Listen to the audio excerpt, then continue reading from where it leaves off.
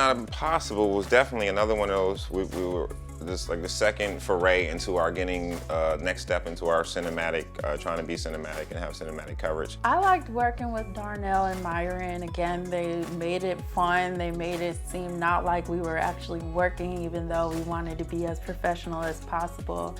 Working with Darnell's been there, since the start, so I already knew how he was. Now, when it comes to Valencia is a really good actress, and Mission Not Impossible was actually the second time that I worked with her. The first time I worked with her, we did a film called Milli Lz, which for me was like, my favorite film was Milli Lz.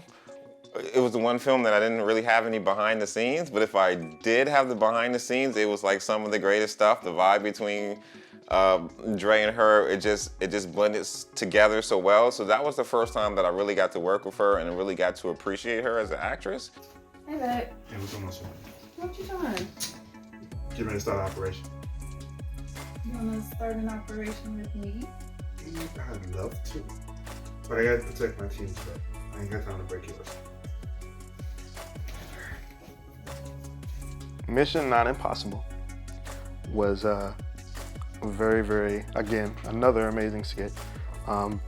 Very fun being on set with Valencia. Again, another person that is professional when on camera and making sure that she knows her lines, she knows what she's doing, making sure that she's in character, but also off camera is absolutely amazing to be around. A great comedian, our energies bounce off as well. And one thing that you'll notice, another sidebar, is that she is pretty much in all my films because she's just that good of an actress. Honestly, everybody that I worked with so far, as energies has been amazing. But that was the premises of it was seeing if she could get my attention to get me to stop playing video games, which was quite hilarious. And then Mr. Myron comes in as a friend of mine to tell me that a friend of ours is having a bachelor party at a strip club, and I immediately get off the game. So it was quite hilarious. It was just an amazing shoot. It was hilarious time. Well, back to Mission Not Impossible, it was the second foray into our whole cinematic lighting. It was the first time we were really trying to do soft lighting. So we were using diffusion, but at that point, it's low budget. We're still trying to organize things, so we didn't have different size soft boxes and things. So it was more kind of just putting things together. So our diffusions were shower curtains and things. But that was the first time that I feel that we stepped to that stage to where me and Darnell looked at each other afterwards and said kind of this really looks cinematic. I think we can do it. And from there, we just kind of kept going forward.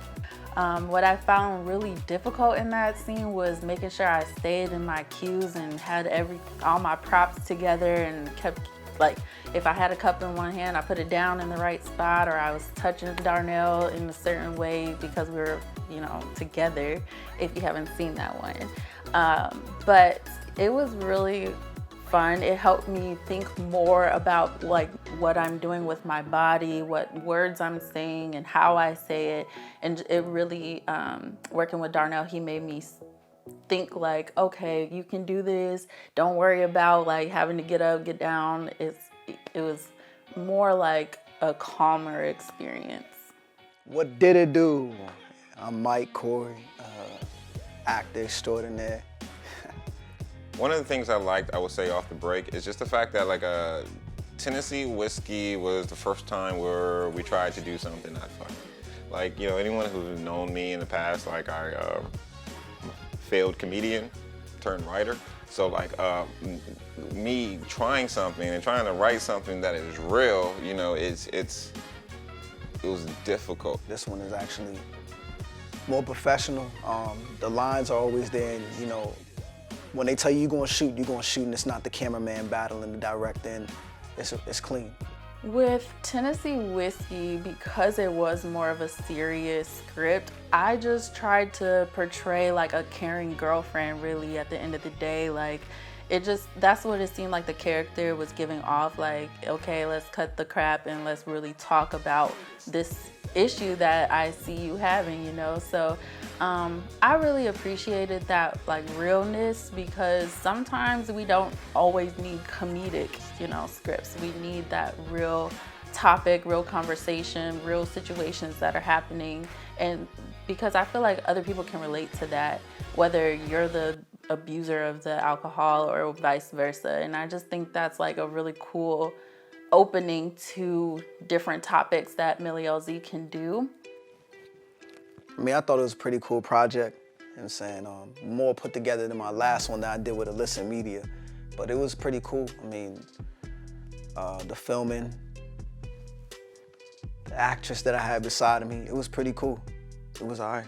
So it was the first time where I felt like I sat down and I was able to write something with just like emotion. And I was able to write something to where you wanted to have something, you know, a point or a feeling that passes from you to your audience. And I feel like that was one of those stories that I was able to pass that feeling. So what are you saying? That I'm a bad father? No, I'm not saying that to you. Oh, you're saying that I'm a bad man? No, I'm not saying that either. Then don't say that I have a fucking drinking problem. You understand? You can't sit here and say that I do everything right, then say I have a fucking problem. I didn't say you're doing everything right. You asked me and I answered a question. So you have 99 problems, but that ain't one. The rest of your problems are at the bottom of your bottles. The only problem that I have is that I drink because I can't think. And I can't think because all you do is fucking complain about shit all the time. It's the chicken and eggs. Memorizing my lines for real. I'm not even gonna hold you. And then man, they just working with Mills Production. They let you if you want to, you can go over the script with them and they'll let you change a few things around. That's smooth to me. I mean, but memorizing lines was the hardest thing. They took their time with me, you know what I'm saying? It was cool. I mean, and that was the hardest part to me. Everything else was smooth. Like Balenciaga, she remembered her lines. And the camera work was all, I mean, to me, it was awesome. Better than anything I did before.